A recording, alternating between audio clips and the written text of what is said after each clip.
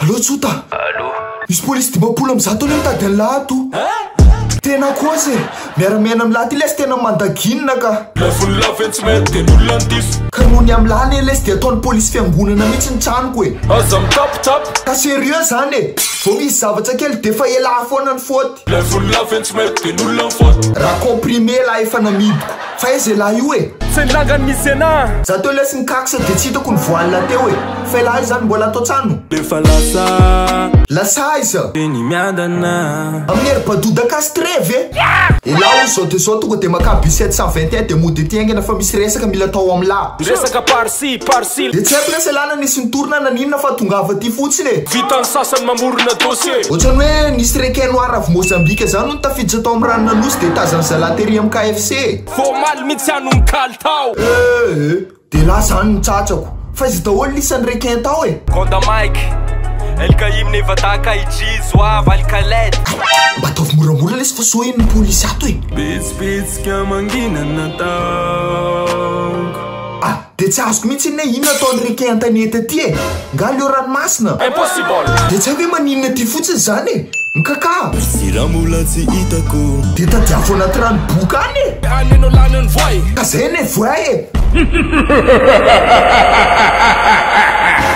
Kekeko mitsirepirepy. Oh, requin on des vides composés. Miova arakarak ny any am-posy.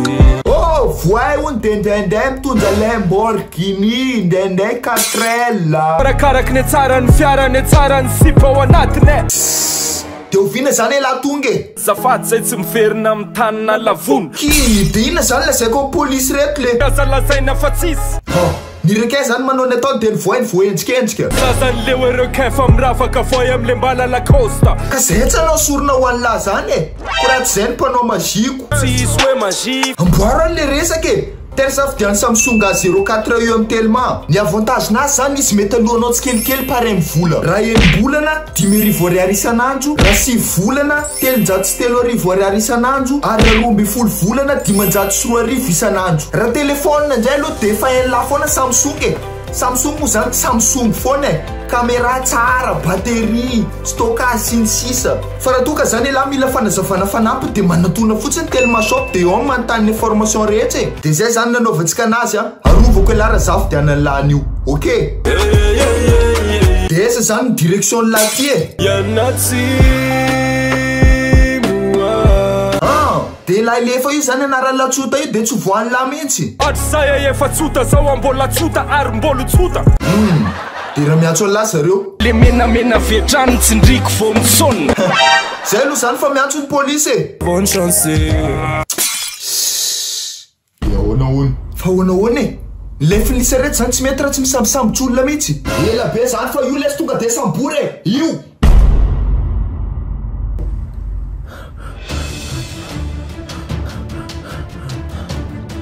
Izy daholo lisan'ny mamboro amin'ny requin noir. Za tsy teny. Teneno aingana. Za tsy teno